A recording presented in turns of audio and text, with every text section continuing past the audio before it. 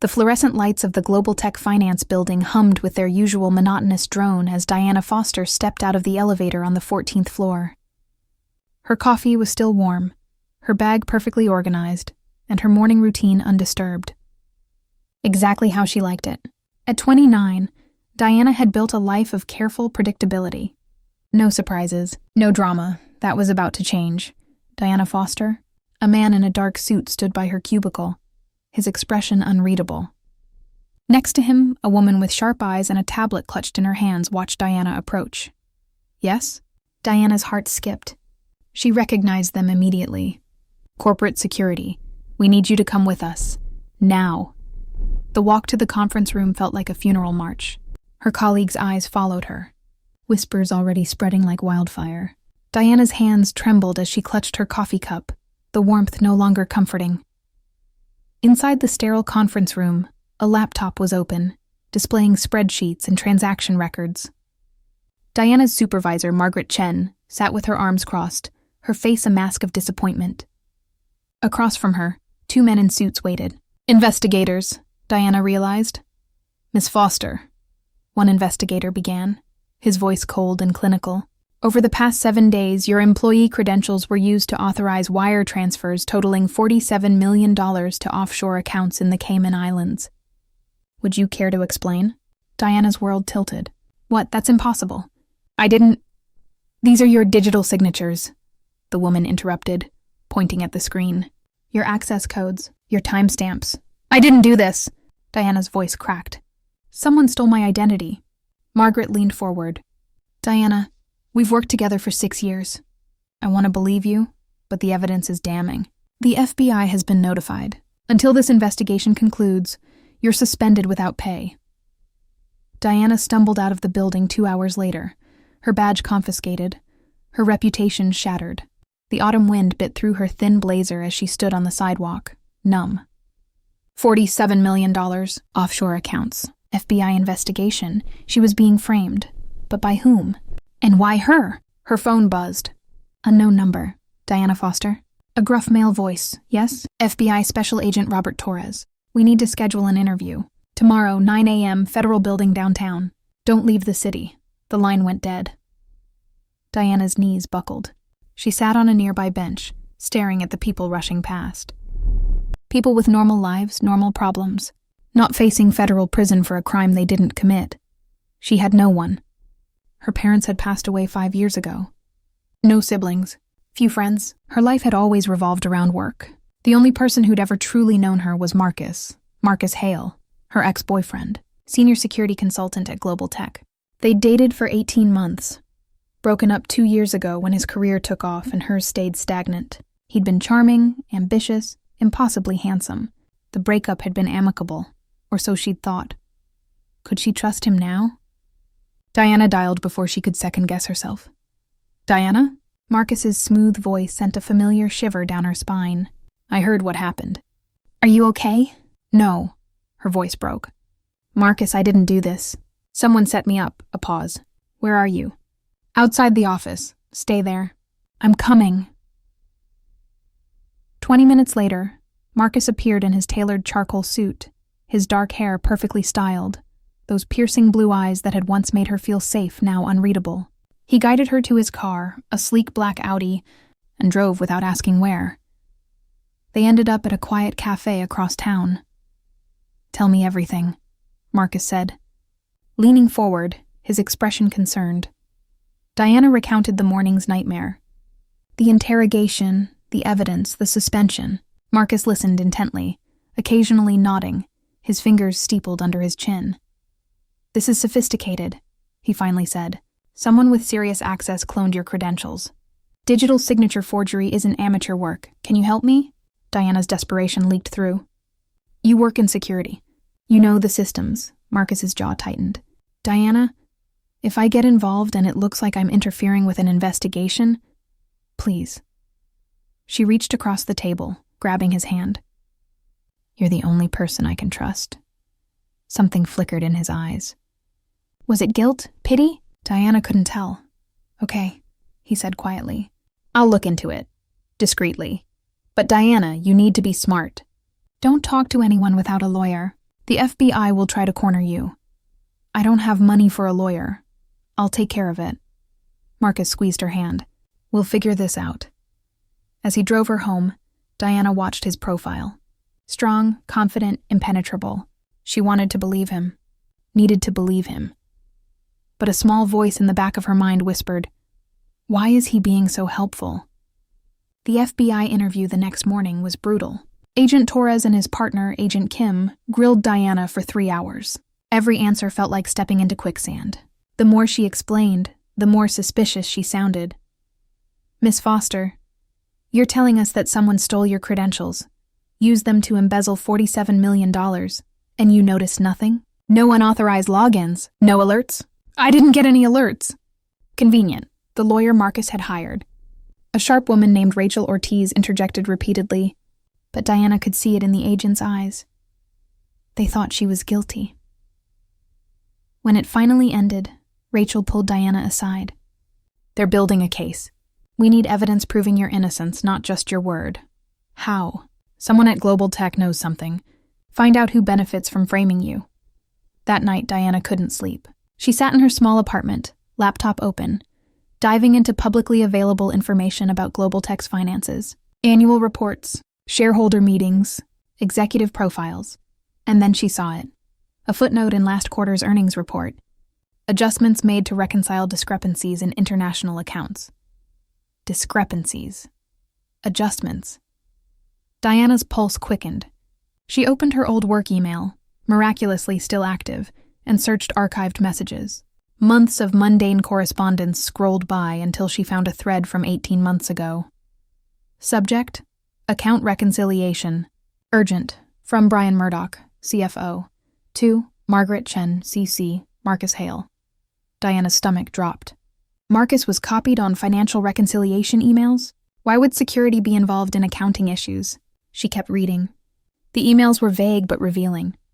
References to offshore restructuring, discretionary funds, need-to-know basis. And then, buried in an attachment, a spreadsheet. Small transfers. 50,000 here, 100,000 there, all approved by Murdoch, all flagged as administrative costs, but Diana recognized some account numbers. They matched the ones the FBI had shown her, the Cayman accounts. The embezzlement hadn't started 7 days ago. It had been happening for over a year, small, unnoticed amounts building into millions, and someone had decided Diana would take the fall. Diana knew she needed proof, real, tangible evidence. The emails alone wouldn't be enough. She needed access to the main servers, the encrypted files that would show the full scope of the operation. There was only one way: break into GlobalTech. It was insane, illegal, dangerous. But she had no choice. At 2 a.m. on Thursday night, Diana stood outside the GlobalTech building, wearing dark clothes, her heart hammering. She knew the security protocols. She'd dated the man who helped design them. Using her old badge, which she'd kept assuming it would be deactivated, she approached the side entrance. To her shock, the reader blinked green. They forgot to deactivate it. Or had they? Was this a trap? Diana pushed the thought away and slipped inside. The building was eerily quiet, only emergency lighting illuminating the hallways. She took the stairs to avoid cameras and elevators, climbing to the 14th floor. Her old cubicle was dark. She logged into a terminal using a colleague's credentials. Passwords people foolishly left on sticky notes. The system accepted her login. Diana navigated to the financial database, searching for Murdoch's files. Encrypted. She'd expected that. But she'd also remembered something Marcus once told her during a tipsy evening. Most people use the same password for everything. Laziness is the biggest security flaw. She tried Murdoch's wife's name, his birthday, his dog's name, nothing. Then, on a hunch. GlobalTech 2022. The files opened. Diana's breath caught. Spreadsheets upon spreadsheets. Transactions to shell companies. Fake vendor invoices. And at the center of it all, Brian Murdoch and Marcus Hale. Marcus. Her hands shook as she downloaded everything onto a USB drive. Chat logs, emails, transaction records, all of it implicating Marcus and Murdoch in a systematic embezzlement scheme spanning 2 years. and then she found the file labeled Project Scapegoat. She opened it. Her own name stared back at her. Target Diana Foster. Profile. Low-level analyst. No family. Minimal social connections. Romantically involved with M. Hale. Ideal candidate for identity theft. Quiet. Rule following. Unlikely to fight back. Diana's vision blurred. The document detailed everything. How Marcus had cultivated their relationship, gained her trust, copied her credentials during their time together. How they'd waited 2 years after the breakup to execute the plan, ensuring no obvious connection. She'd been a mark from the beginning. The betrayal cut deeper than any legal threat. Marcus had never loved her. She'd been a tool, disposable, a noise. Footsteps in the hallway. Diana froze. She ejected the USB drive, shut down the terminal, and ducked under the desk. The footsteps grew closer. A flashlight beam swept across the cubicles. "I know you're here, Diana." Marcus's voice. Diana's heart stopped. She pressed herself against the metal desk frame, barely breathing. "You were always too curious for your own good," Marcus continued, his footsteps slow and deliberate. "I saw your login. Impressive, breaking in. I didn't think you had it in you." Silence. "Come out, Diana. Let's talk." "I can explain." Her mind raced. The USB drive was clutched in her sweaty palm. If he found her, found the evidence. "You weren't supposed to find out this way." Marcus's voice was closer now. "I actually liked you, you know. You were sweet, predictable, perfect." Diana's jaw clenched. Rage replaced fear. She stood up. Marcus turned, his flashlight illuminating her face. For a moment, neither spoke. Then he smiled. That same charming smile she'd once loved. "There you are. You used me." Her voice was steady despite the fury coursing through her. "I did." Marcus's smile faded.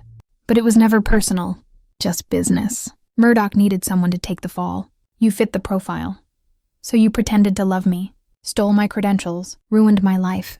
Diana, be reasonable. You were nobody. Still are. This is $50 million. Do you know what that kind of money can do? It can buy a conscience, apparently. Destroy one too." Marcus stepped closer. "Give me the drive." "No." "Diana." His tone shifted, dangerous now. "Don't make this harder than it needs to be. Give me the drive, and I'll make sure you're taken care of. New identity, money. You disappear, live comfortably. Fight me, and you'll go to prison. I'll make sure of it. You're going to make sure of that anyway." "True." Marcus lunged. Diana dodged, adrenaline sharpening her reflexes. She ran, sprinting through the cubicle maze, Marcus's footsteps thundering behind her. She reached the stairwell, taking steps 2 at a time, her lungs burning. Behind her, Marcus was gaining. She burst through the ground floor exit into the cold night air and ran toward the parking lot. Her car, where was her car? A hand grabbed her shoulder, spinning her around. Marcus slammed her against a concrete pillar. "Enough," he snarled. "Give me the damn drive." Diana's hand tightened around the USB. "Never." Marcus raised his fist. "FBI." "Freeze!" Floodlights exploded to life. Agents swarmed from unmarked vehicles, weapons drawn. Agent Torres stepped forward, gun aimed at Marcus. "Marcus Hale, you're under arrest for embezzlement, fraud, and conspiracy." Marcus's face went white. He released Diana, stepping back. "This is a mistake. Save it." Torres nodded to his team. Agents cuffed Marcus as he protested, shouting about lawyers and rights. Diana collapsed against the pillar, trembling. Agent Torres approached. "Miss Foster, are you all right?" She nodded weakly, extending the USB drive. "Everything's on here. Murdoch, Marcus, the entire operation." Torres took it carefully. "We've been watching Murdoch for months, but we couldn't prove the connection until you led us to Hale." He paused. "You did good. Dangerous, illegal, but good." 3 months later, Diana sat in a federal courtroom watching Brian Murdoch and Marcus Hale sentenced. Murdoch, 15 years. Marcus, 12 years. The judge's gavel echoed through the chamber. Diana felt no satisfaction. No triumph, just exhaustion. Rachel Ortiz squeezed her shoulder. "It's over. Your name is cleared. GlobalTech settled. You're getting compensation and your job back if you want it." Diana shook her head. "I don't want it." She'd spent the past 3 months rebuilding. Therapy, self-defense classes, learning to trust again, slowly, cautiously. The real surprise? Agent Torres had offered her a consulting position with the FBI's Financial Crimes Unit. Her attention to detail, her tenacity. They valued it. She'd accepted. Outside the courthouse, reporters swarmed. Diana ignored them, walking toward her car. But someone called her name. She turned. Marcus stood flanked by U.S. Marshals, being led to a transport van. Their eyes met across the distance. He looked smaller now. Broken. "Diana," he shouted. "I'm sorry. I really am." She stared at him for a long moment, then turned away. Some apologies meant nothing. 6 months after the trial, Diana Foster walked into the FBI field office in downtown Manhattan. Her new ID badge gleamed. Financial crimes consultant. Her desk overlooked the city, a view she'd never dreamed possible. Files stacked neatly, coffee steaming, routine rebuilt, but this time different. This time she was strong. Agent Torres stopped by her desk. "Ready for your first case? Shell company in Miami. Possible fraud scheme." Diana smiled, genuinely. "Absolutely." As she opened the file, her phone buzzed. A text from Rachel. "Drinks tonight? You've earned it." Diana typed back, "I'll be there." She'd learned the hardest lesson. Betrayal could destroy you, or forge you into something unbreakable. She chose unbreakable. The girl who'd been a pawn was now a queen, and the game had only just begun.